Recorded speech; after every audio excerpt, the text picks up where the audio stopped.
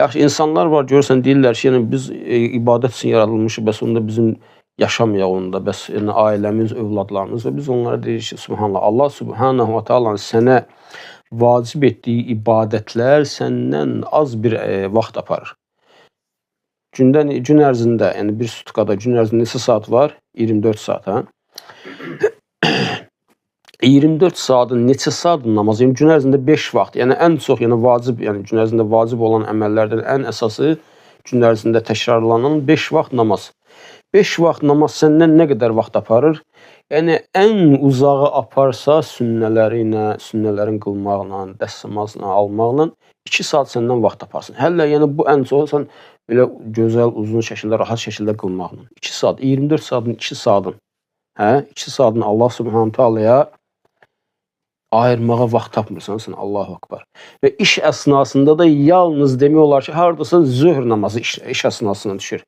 Bəzində olsa əsr namazı düşür iş əsnasına. Qalan sübhdür, məğribdir, işadıblar, işdən sonraya düşür. Hə? Barakallahu fikum. Yəni Allah subhanahu ta'ala haqqı sənə verdiyinə az bir əməldir. Az bir nədir? Az bir əməldir ki, onu yerinə yetirməyə sən deyirsən ki, vaxtım yoxdur. Hansı ki, sən fikirləşsəydin və istəsəydin, buna vaxt tapardın. Çünki neçə, yəni minlərlə, milyonlarla insanlar var ki, namaz qılırlar və fəhləsi var həmin namaz qılanların. Nə bilim, karyerdə işləyən, daş çarxanalarında karyerdə işləyənlər var.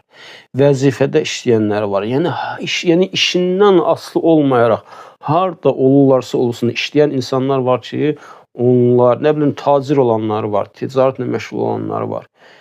Onların hamısı nədir? Namaz qılmaq, yəni ibadətlərini yerinə yetirməyə vaxt tapırlar.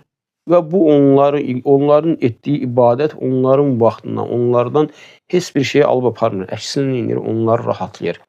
Bir insanın deməsi ki, yaxşı biz yəni ancaq ibadət eləyək onda, yəni bu sadəcə nədir? Bəhanədən başqa bir şey deyil.